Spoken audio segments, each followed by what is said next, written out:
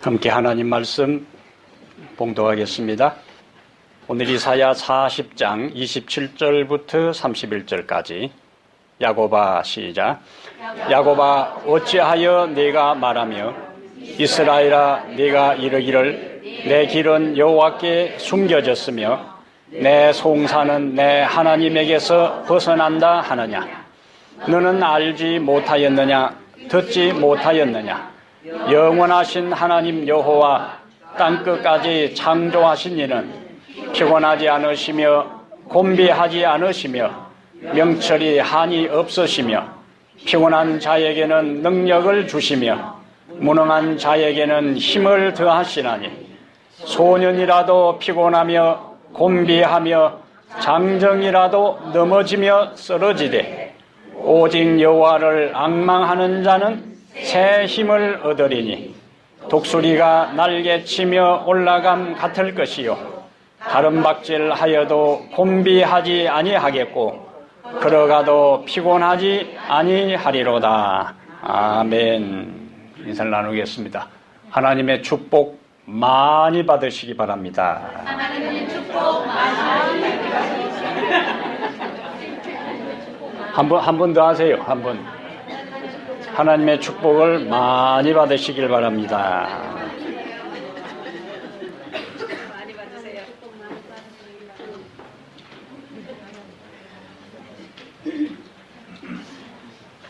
오늘 이사야 40장 27절부터 31절까지를 본문으로 해서 새 힘을 주시는 하나님, 새 힘을 주시는 하나님, 한 번 더요. 새 힘을 주시는 하나님. 새 힘을 주시는 하나님. 좀 힘있게 하세요. 새 힘을 주시는 하나님. 새 힘을 주시는 하나님. 희망찬 새해가 밝았습니다. 2017년 새로운 해를 우리에게 주신 살아계신 우리 하나님 앞에 감사를 드립니다. 2016년 한 해가 힘들었던 분들에게는 이 해에는 더 좋은 일들이, 더 기쁜 일들이, 더 감사한 일들이 많이 일어나게 되기를 소망합니다. 오늘 새해 첫 안식일에 나오신 여러분들은 12월 마지막 안식일에도 꼭 이 자리에 나오게 되기를 축복합니다. 그리고 마지막 안식일에 여러분들이 나올 때에는 오늘 참석했던 분들뿐만 아니라 더 많은 새로운 영혼들이 12월 마지막 안식일에 함께 드리는 역사가 일어나게 되기를 중심으로 기원합니다. 추운 날씨 때문에 감기 환자들이 많습니다. 감기가 왜 걸려요? 추워서. 예. 감기는 우리가 아는 대로 바이러스 때문에 걸립니다. 공기 중에는 다양한 병원균이나 이물질이나 바이러스 등이 존재하는데 외부에서 이러한 것들이 우리 몸에 침입한 데서 우리가 다 병에 걸리는 건 아니잖아요. 왜 그래요? 하나님께서 우리 몸에 들어오는 이물질들을 제거할 수 있는 면역 시스템을 우리에게 하나님께서 창조 시에 만들어 주셨어요. 그래서 이 면역 세포가 얼마나 강하고 활성화되느냐에 따라서 외부에서 들어오는 이물질들을 제거할 수 있느냐 아니면 힘이 밀려서 넘어지느냐에 좌우되는 거예요. 감기에 걸렸다는 것은 우리 몸에 있는 면역 세포가 바이러스와의 싸움에서 졌다는 이야기예요. 왜 졌어요? 힘이 없어서 졌어요. 힘이 없어서. 그래서 힘이라 하는 것은 우리가 살아가는데 이렇게 굉장히 중요한 요소가 돼요. 이 세상에는 다양한 형태의 힘들이 존재합니다.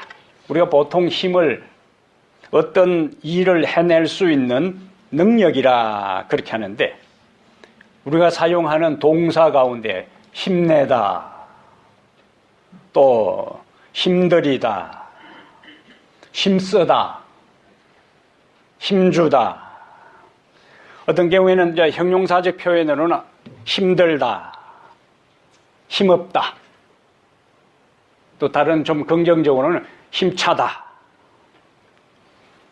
다양한 형태의 이 단어들을 우리가 사용을 해요. 여러 형태의 힘 가운데 육체적인 힘도 있고 지혜의 힘도 있고 또 물질, 돈의 힘도 있고 그 다음에 권세의 힘도 있고 정신적인 힘도 있고 영적인 힘도 있어요. 오늘 본문에는 어떤 힘이 등장해요? 하나님께서 우리에게 새 힘을 주신다 그랬어요. 이 힘은 하나님이 주시는 영적 힘입니다. 다른 힘과 질이 다른 힘이에요. 그럼 오늘 본문에 이스라엘이 어떤 상태에 있었으며 그리고 그들에게 뭘 주시겠다고? 힘을 주시겠다고, 새 힘을 주시겠다고 말씀 하나님은 어떤 분으로 등장하는가? 또 우리가 어떻게 하면은 그 하나님이 주시는 무슨 힘, 새 힘을 공급받을 수 있는가? 또한 그 새 힘을 공급받은 사람은 어떻게 되는지를 오늘 본문을 통해서 우리가 살펴서 하나님이 주시는 새 힘을 받아서 한 해를 힘차게 힘있게 살아가게 되기를 바랍니다. 이사야 선지자는 다니엘 선지자보다 선배 선지자입니다. 그러므로 이사야가 이 이사야 40장을 기록할 당시에는 아직 이스라엘이 바벨론의 포로로 잡혀가기 전입니다. 그러나 하나님은 이사야를 통해서 미래의 바벨론의 포로로 잡혀갈 이스라엘 백성들의 상황과 그들의 회복과 승리를 미리 이사야 선지자를 통해서 말씀을 해 주셨어요.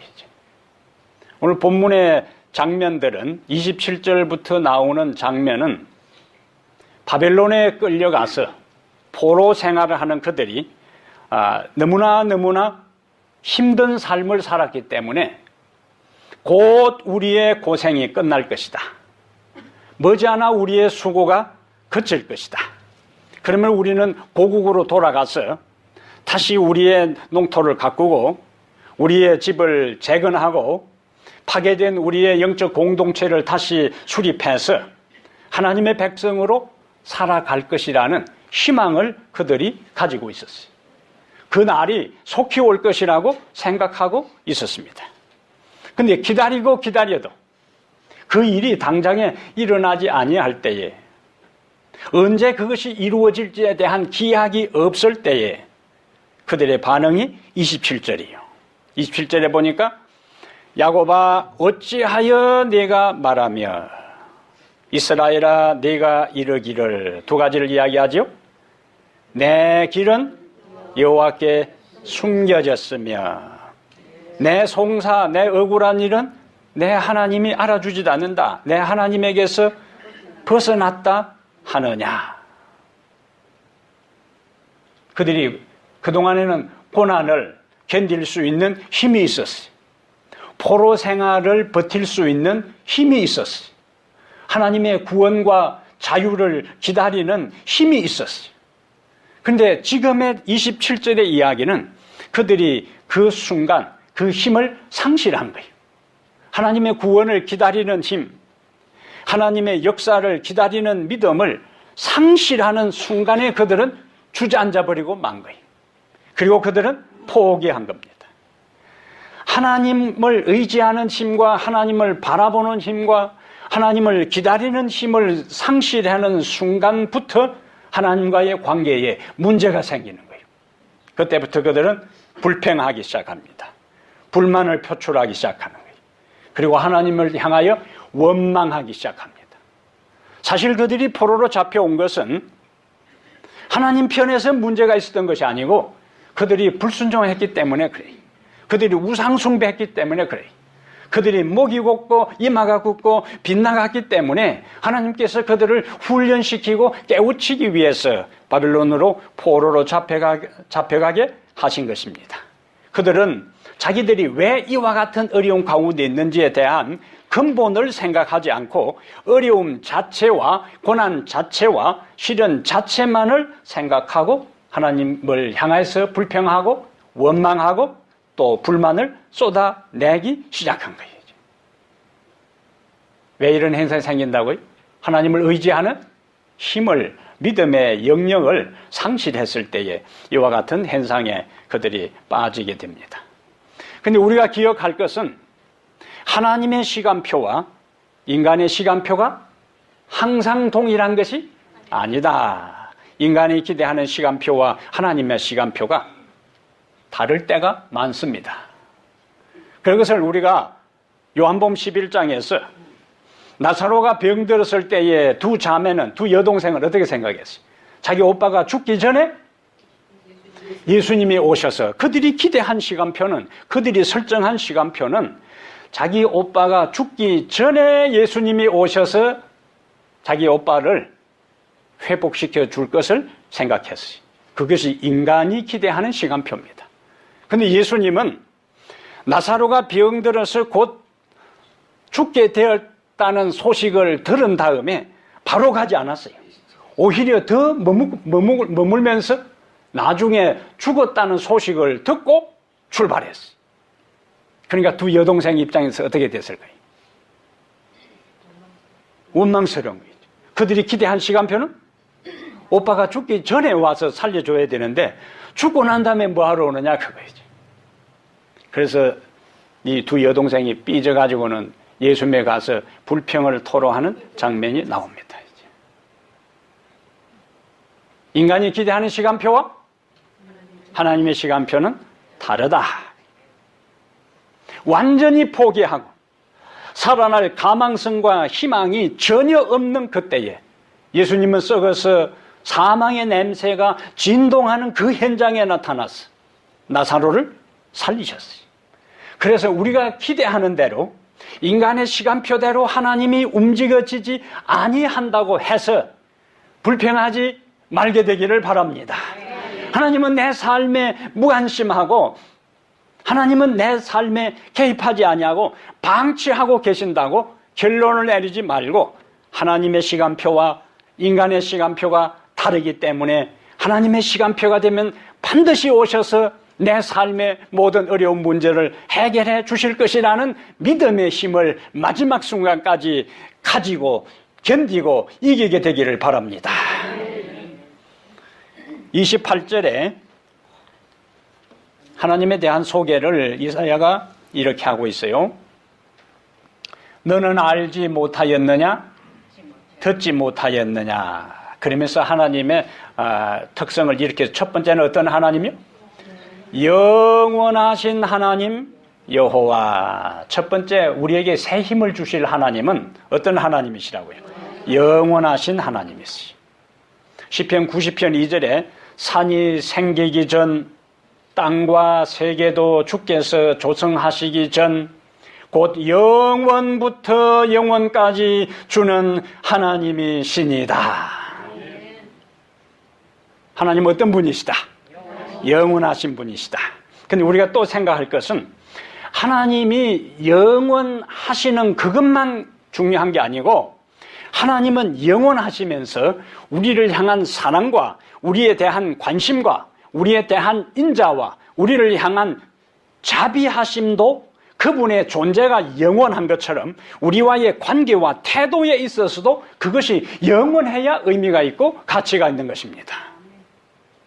그래서 시편 107편 1절에 여호와께 감사하라. 왜 감사하는가? 그는 선하시며 그 인자하심이 영원함이로다 그랬어요. 왜 감사해야 된다고요? 그는 선하시며 그 인자하심이 영원함이로다. 하나님이 영원히 계시는 것도 중요하지만은 영원히 계시면서 우리를 향한 자비와 인자가 영원한 것 자체가 어쩌면 더 중요할 수 있어요. 마음이 바뀌어버리면 소용이 없잖아요. 영원히 계시면서 우리를 향한 사랑과 선하심과 인자하심도 영원할 때 가치가 있고 의미가 있다는 이야기입니다.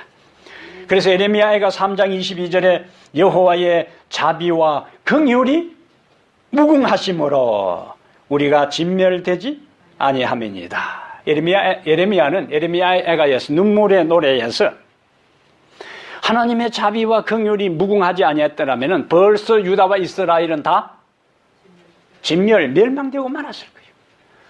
예레미야 선자는 자기 동족이 하나님과의 관계에서 어떻게 살아왔는지를, 하나님께 얼마나 반역하고 변절했는지를 너무나 잘 알고 있어요.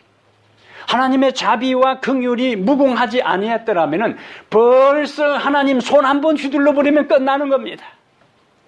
그런데 하나님의 자비와 긍휼이 영원하고 무궁하셨기 때문에 우리가 아직도 진멸되지 아니하고 아직도 우리에게 희망이 있다는 것을 그들이 생각하고 있는 거예요.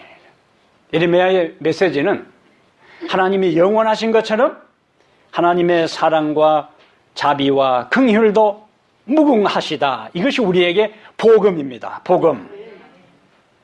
우리를 향하신 하나님의 관심과 사랑은 변함이 없어요.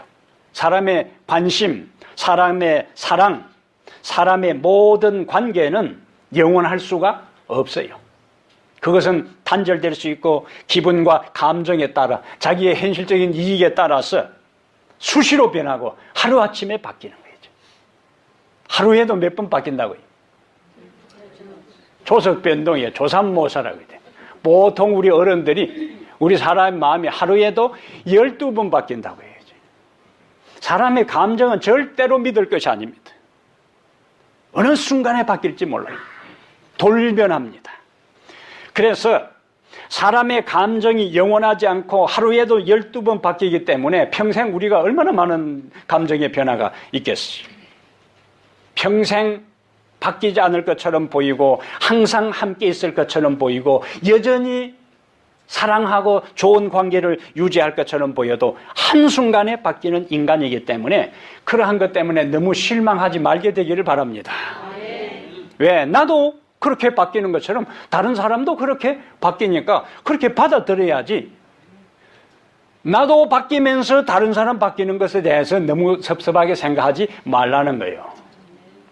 히브리 13장 8절에 그러나 예수 그리스도는 어제나 오늘이나 영원토록 동일하시니라. 아멘.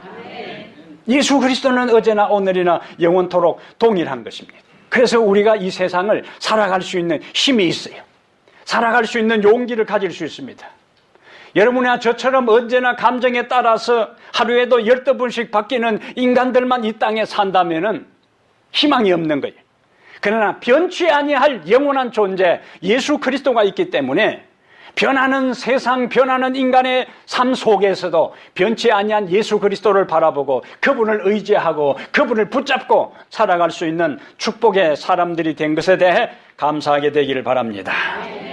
그분은 영원하신 하나님이면서 또 어떤 분이신가? 땅끝까지 창조하신 분이시. 하나님은 우주와 만물과 그 가운데 있는 인생들을 창조하셨기 때문에 모든 만물의 주인이시, 만물을 통치하고 계시, 만물을 지배하고 계시, 만물을 다스리고 계시. 이스라엘은 지금 바벨론의 포로로 잡혀가서 그들을 멸망시키고 그들을 정복하고 그들을 파괴시킨 바벨론의 정치적, 경제적, 종교적 그 거대한 힘 앞에 완전히 기가 죽고 주눅들어서 대항할 힘을 얻지 못하고 완전히 무력감을 느끼고 있는 거예요. 이스라엘이 왜 당했어요? 왜 포로로 끌려갔어요? 힘이 없어서. 왜 포로로 잡혀가서 벗어나지 못하는가? 힘이 없었어. 철저하게 그들은 무력감을 느끼고 있는 겁니다. 그런데 이러한 때에 이사야는 하나님을 어떤 하나님으로요? 어떤 하나님으로 소개한다고요? 진도를 너무 빨리 나가지 말고 땅 끝까지 창조하신 창조주 하나님으로. 그들은 지금 바벨론 세력 앞에, 바벨론의 힘 앞에, 바벨론의 권세 앞에 주눅들고 완전히 기죽어서 꼼짝달싹도 하지 못하고 있는 그러한 때에 누구를 소개하는가? 영원하신 하나님 여호와 땅끝까지 창조하신 하나님. 이사야는 이스라엘 백성들에게 이 메시지를 전하면서 너희들의 운명이 바벨론 사람들에 의해 좌우되는 것이 아니라는 걸 강조하는 거예요. 바벨론 사람들까지도 누구의 손에 있는가? 하나님 손에 있다. 우리가 그것을 어디서 알 수 있냐면은 이스라엘이 바벨론의 포로로 잡혀간 것이 이스라엘이 약하고 바벨론이 강한 것만이 아니라 거기에 하나님이 간섭하신 것을 성경은 다니엘서 1장에 이렇게 이야기하고 있습니다. 우리가 놓치기 쉬운 표현이요. 다니엘 1장, 그것은 이제 중요한 표현이기 때문에 찾아보겠어요. 다니엘 1장에 하나님께서 왜 이사야를 통해서 자신이 창조주됨을 이야기하고 있는가? 이스라엘 백성들은 바벨론의 힘과 권세에 눌려서 숨죽이고 있는 그때에 성경은 우리에게 이렇게 이야기합니다. 다니엘 1장 1절에 유다 왕 여호야김이 다스린 지 3년이 되는 해에 바벨론 왕 느부갓네살이 예루살렘에 이르러 성을 에워쌌더니, 그 다음 표현이 중요해요. 누가 주어로 나와요? 주께서. 그 다음에 유다 왕 여호야김과 하나님의 전 거러들 말을 느부갓네살 손에 뭐하고? 넘기심에. 그럼 아무리 바벨론 왕 느부갓네살이 예루살렘에 이르러 성을 에워쌌다 할지라도 주께서 느부갓네살 왕에게 이스라엘 백성을 성전이 불타는 것을 기명들을 넘기지 아니하셨더라면은 바벨론 느부갓네살도 어찌할 수 없었다는 거예요. 그러니까 바벨론 사람들 위에 누가 있다고? 창조주 하나님이 있다는 겁니다. 이 세상에 돌아가는 모든 일들, 우리를 둘러싸고 있는 모든 문제들, 우리를 압도하는 모든 어려움들, 그것 자체에 주눅들고 짓눌려 신음하고 불평만 하고 있을 것이 아니라 그 모든 것을 주도하고 계시는 창조주 하나님을 기억하라는 말씀입니다. 우리도 종종 거대한 세상 앞에서 주눅들 때가 많아요. 잘 나가는 사람들 앞에서, 큰 교회 앞에서 무력감을 느끼고 초라하게 생각되고 힘이 빠질 때도 종종 있습니다. 민수기 13장 30절부터 33절에는 12명의 정탐꾼들이 가나안 땅을 정탐한 다음에 돌아와서 보고를 하는데 10명의 정탐꾼들은 올라가 봐야 소용없다고, 그곳의 성이 얼마나 거대한지, 성만 난공불락의 거대한 성, 철옹성인 것뿐만 아니라 그곳에 있는 사람들도 천하무적 거인들이더라. 그들과 비교해 보니까 우리는 메뚜기 같더라. 그런데 갈렙과 여호수아는 그들을 지키고 보호하는 신들은 그들에게서 떠났고 여호와 하나님은 우리와 함께 계시고 우리가 바라보고 섬기는 하나님은 그들보다 강하고 그들보다 더 크기 때문에 그들은 우리의 밥이라. 그래서 올라가면 된다. 다윗이 홀로 골리앗을 상대로 나갈 때에 다윗 외에 골리앗 장군과 블레셋 모든 군사들과 이스라엘의 사울 왕과 다윗의 형제들뿐만 아니라 모든 군인들이 오늘 저 아까운 소년 한 명 다 죽었구나. 하루 강아지 범모순 줄 모르고 호기를 부르다가 오늘 죽게 되었구나. 그냥 눈을 이렇게 깜빡. 그런데 다른 주변의 모든 사람들이 불가능하다고 생각하고 철없는 만용이라고 이야기했지만은 다윗에게 있어서는 골리앗은 위대하고 크지만은 여호와 하나님은 더 위대하고 크셨다는 것을 확신했기 때문에 담대하게 당당하게 골리앗을 향하여 나갈 수 있었고 그는 마침내 승리할 수가 있었습니다. 우리는 우리들 주변에 나를 힘들게 하고 나를 어렵게 하고 나를 가로막고 있는 모든 장애물에 의해서 그것을 크게 바라볼 것이 아니라 더 크신 하나님, 창조주 하나님을 믿음의 눈으로 바라보게 될 때에 우리는 당당하게 그 모든 것을 극복할 수 있는 하늘의 능력을 소유할 수가 있습니다. 이 안식일은 그런 창조주 하나님, 땅 끝까지 창조하시고 말씀으로 모든 것을 붙드시고 이 세상에 일어나고 있는 무수히 많은 일들이 그분의 손 안에, 장중 안에 달려있음을 우리의 믿음으로 고백하고 예배하는 것이 바로 이 안식일이요. 그래서 매 안식일마다 우리는 위대하신 하나님을 기억하는 것입니다. 매 안식일마다 우리는 크신 하나님께 경배하는 것입니다. 그리고 우리는 우리의 눈앞에 있는 그 어떤 삶의 문제보다 하나님은 더 크고 더 위대하다는 것을 매 안식일 예배함으로 그것을 경험하고 우리의 삶의 현장으로 나가는 것입니다. 이 1년 동안 살아갈 때에 우리 앞에 어떤 문제가 있다 할지라도 절대로 그 앞에서 주눅들지 말고 기죽지 말고 주저앉지 말고 그 모든 것이 하나님의 손 안에 달려있음을 기억하고 당당하게 뚫고 나가는 능력의 사람들 되기를 주의 이름으로 축복합니다. 네. 세 번째로 그분은 어떤 분이신가? 그분은 영원하시고 그분은 창조하신 분이시고 그 다음에 그분은 피곤하지 아니하시고 곤비하지 않으시고 명철이 한이 없으시며 창조주 하나님은 피곤을 느끼지 않으신 분입니다. 인간관계 속에서는 이런저런 어려운 문제를 똑같은 걸 자꾸 이야기하면은 겉으로는 차마 표현을 못하지만 어때요? 뭘 느껴요? 피곤해요. 왜? 내 문제 가지고 살아가는 인생도 피곤한데 자꾸 이렇게 힘들다는 이야기를 하면은 내 인생도 피곤하기 때문에 다른 사람 인생도 피곤한 겁니다. 그런데 우리 하나님은 어떤 분이시라고요? 피곤하지 않으시며 곤비하지 않으시며 시편 121편 1절부터 4절에 보면은 우리 하나님 나의 도움이 어디서 올꼬 시인은 노래합니다. 도움이 어디서 올꼬 힘의 근원이 어디에 있는가? 나의 도움은 천지를 지으신 여호와 하나님에게로다. 그러면서 그 천지를 지으신 여호와 하나님은 우리를 지키시고 우리를 인도하시고 우리를 보호하시는데 졸지도 아니하시고 주무시지도 아니하신다. 왜 졸지도 아니하시고 주무시지도 않으세요?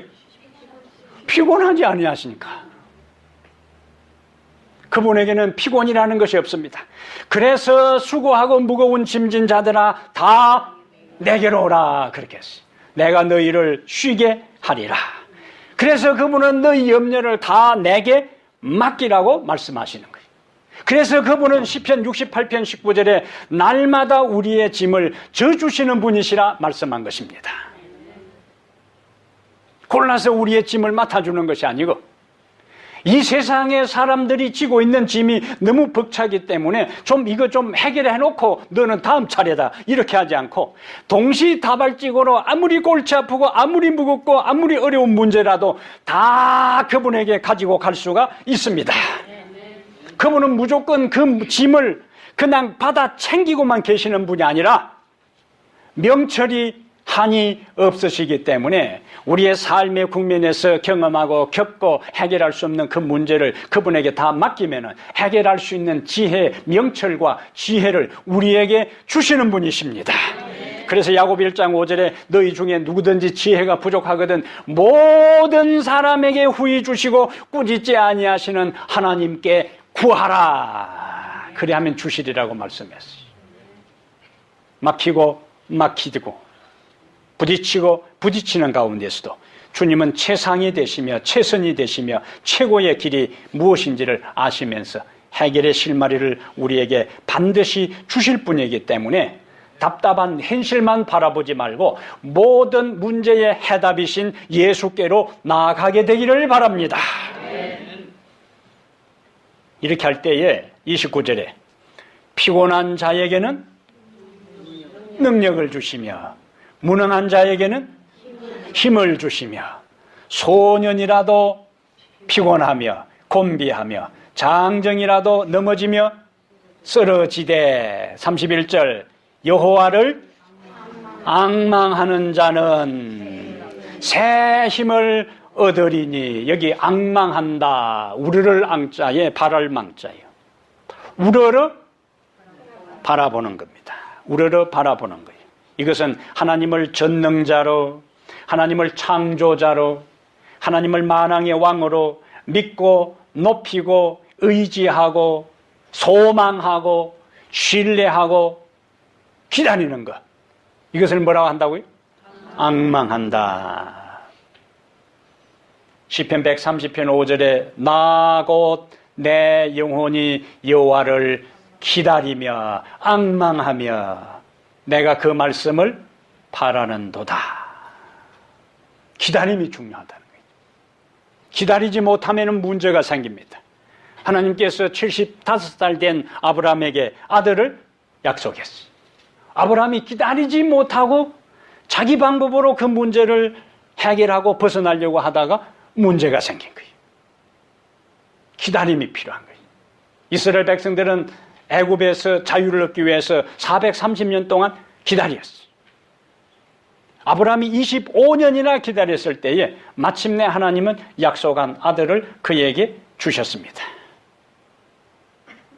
하나님을 기다리고 하나님을 바라고 하나님을 의지하고 하나님의 구원을 소망하는 사람은 하나님의 시간표에 따라 반드시 성취된다는 것을 믿게 되기를 바랍니다. 우리가 처해 있는 환경을 바라보면 절망합니다. 사람을 바라보면 실망합니다. 인간관계 살다 보면 실망할 때 있어요? 혼자밖에 실망 안 해. 나머지는 인생 살아가면서 한 번도 실망을 안 해봤나. 사람들에게 다 실망할 때가 많잖아요. 부부 사이에도 실망할 때가 있고 자녀에 대해 실망할 때가 있고 부모에게 실망할 때가 있고 교회에 나와서 다른 성도들과의 관계에도 실망할 때가 있습니다. 그런데 사람을 바라보고 사람에게 기대하고 사람에게 의지하게 될 때는 절망하고 실망합니다. 그래서 있다고 사람들이 있는 곳에 내가 나갈 필요가 뭐가 있나 이런 생각이 들다. 교회는 성경 어디에도 사람을 바라보고 사람을 신뢰하고 믿고 의지하라고 말하지 않습니다. 성경은 끊임없이 하나님을 바라보고 하나님을 신뢰하고 하나님을 의지하고 하나님의 구원을 기다리라고 말씀하고 있습니다. 엘리야가 열왕기상 18장에서 갈멜산에서 대결할 때는 거짓 선자와 대결할 때는 왕을 바라보지도 않았고 왕 주위를 경호하는 그 경호원들도 바라보지도 않았고 그 백성들을 바라보지도 않았고 거짓 선지자들도 바라보지도 않았고 그는 오로지 여호와 하나님께 초점을 맞추었기 때문에 혼자서 자칫 잘못하면 몸이 찢어져 갈갈이 찢어서 최후를 마칠 수 있는 위태로운 순간에도 당당하게 버틸 수가 있었어요. 누구를 바라보았기 때문에? 여호와 하나님을 바라보았기 때문에. 그런데 그가 기대한 대로 곧바로 이스라엘에 대대적인 개혁이 일어나지 아니하고 이세벨 이 왕후가 내일 너를 죽여버리겠다 하니까 열왕기상 19장 3절에 저가 이 형편을 보고 일어나 그 생명을 위하여 도망갔다 그랬어요. 뭐 때문에요? 뭐 때문에? 형편을 보고 그는 하나님을 바라보는 대신에 형편을 봤어요. 상황을 바라보았어요. 그때 그는 도망갑니다. 누구나 환경을 바라보고 형편을 바라보고 처한 현실만을 바라보면 실망할 수밖에 없지만 여호와 하나님을 바라보는 사람은 일어설 수 있습니다. 시편 42편 5절에 내 영혼아 어찌하여 낭망하며 어찌하여 내 속에서 불안하여 하는고 너는 하나님을 바라라. 그 얼굴의 도우심을 인하여 내가 오히려 찬송하리로다. 이사야 45장 22절에는 땅끝의 모든 백성아 나를 앙망하라. 그리하면 구원을 얻으리라. 나는 하나님이라 다른 이가 없음이라 말씀하고 있습니다. 땅끝의 모든 백성아 나를 뭐하라? 앙망하라. 그리하면 구원을 얻으리라. 나는 하나님이라 다른 이가 없음이라. 이렇게 앙망할 때에 하나님께서 어떻게 하신다고요? 31절에 오직 여호와를 앙망하는 자는 새 힘을 얻으리니. 아무나 새 힘을 얻는 것이 아니고 여호와를 앙망하는 자는. 그 앞에 이사야 40장 8절에는 풀은 마르고 꽃은 시든다 그랬어요. 그 말씀의 연장선이 뭐냐? 30절이요. 소년이라도 피곤하며 곤비하며 장정이라도 넘어지며 쓰러지되, 이것이 인생의 모습이요. 나약한 인간들의 실상입니다. 그러나 그러한 인간, 연약한 인간이랄지라도 꽃은 마르고 풀은 시든다 할지라도 여호와를 앙망하는 자는 새 힘을 얻게 될 것인데, 이제 뭐하고 비유하는가? 독수리가 날개치며 올라감 같을 것이요. 성경에는 새 힘하고 항상 독수리하고 연결시킵니다. 시편 103편 5절에도 좋은 것으로 내 소원을 만족해 하사 내 청춘으로 독수리같이 새롭게 하시는 도다 그랬어요. 새 힘하고 뭐하고 관계있다고요? 독수리하고. 신명기 32장 11절에 모세는 이스라엘 백성들에게 이렇게 설교합니다. 마치 독수리가 그 보금자리를 어지럽게 하며 그 새끼 위에 너풀거리며 그 날개를 펴서 날개를 새끼를 받으며 그 날개 위에 그것을 엎는 것 같이 여호와께서 홀로 그들을 인도하셨다. 독수리는 높은 나무 위든지 절벽 위에다가 집을 짓는데 보통 나무가지와 가시로 둥지를 만들고 그 안에다가 이제 마른 풀이나 채털이나 옷 조각을 가지고 부드럽게 아늑하게 이제 집을 만든 다음에 거기다가 새끼를 알을 부화시킵니다. 그러면은 독수리 새끼는 그 따뜻하고 아늑하고 편안한 그곳에서 있다가 애미가 날아오면은 입만 벌리면 돼. 얼마나 편해요. 새끼 입장에서는 그냥 이대로 그거예요. 예? 날아다닐 것 없이 그냥 편안하게 3마리면 2마리면은 재밌게 놀다가 입만 벌리면은 그냥 살아갈 수 있어. 그런데 2-3달이 지나면은 이 애미 독수리가 새끼 독수리의 마음을 아는지 모르는지 하루는 갑자기 날개짓을 하면서 이 부리로 그 안에 있는 부드러운 걸 다 끄집어내가지고 바깥에 다 버리는 거예요. 진짜. 새끼 독수리는 이제 갈등에 빠지는 거죠. 있으려고 하니까 사방에 가시가 찔리고 콕콕 찔려가지고 있을 수가 없어. 그리고는 이 새끼를 애미가 날개 등에다가 태우고 쫙 올라갑니다.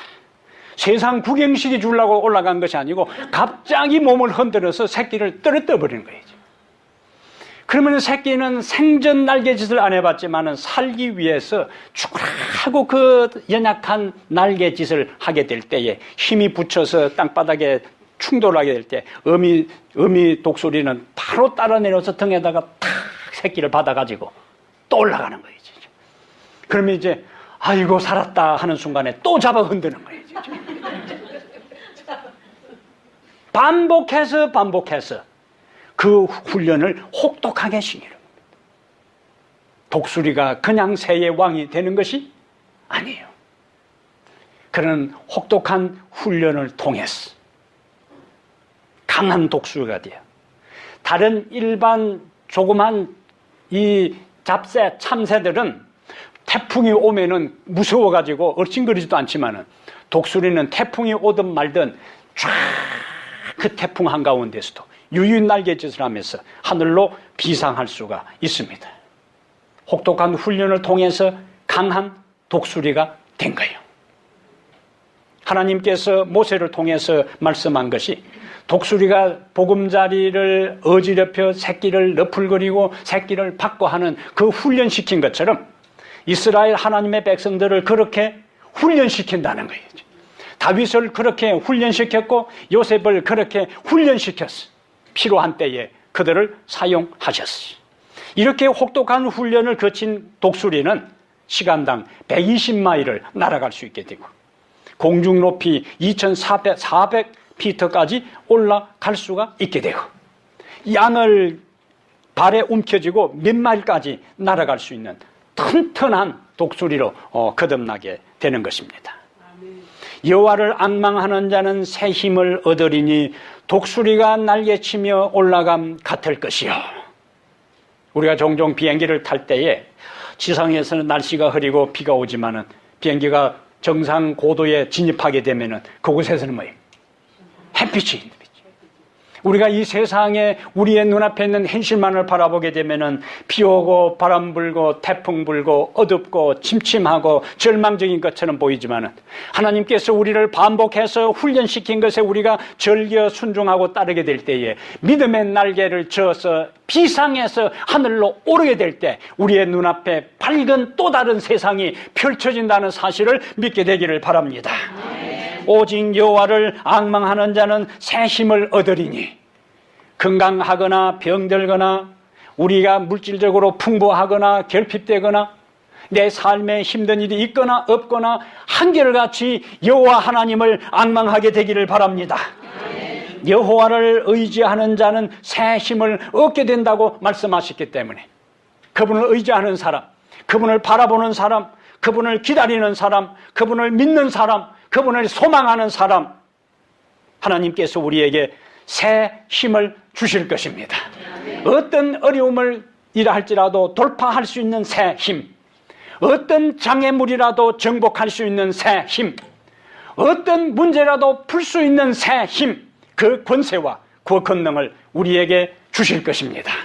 그리고 이 세상에서 연약한 가운데서 문제에 짓눌려서 한숨 짓고 고민하면서 비틀거리는 인생으로 끝나는 인생이 아니라 강한 믿음의 날개를 타고 하늘로 올라 영원히 하나님 안에서 피곤하지 아니하고 곤비하지 아니하고 쓰러지지 아니하는 아름다운 복된 삶을 하나님께서 우리에게 약속해 주십니다.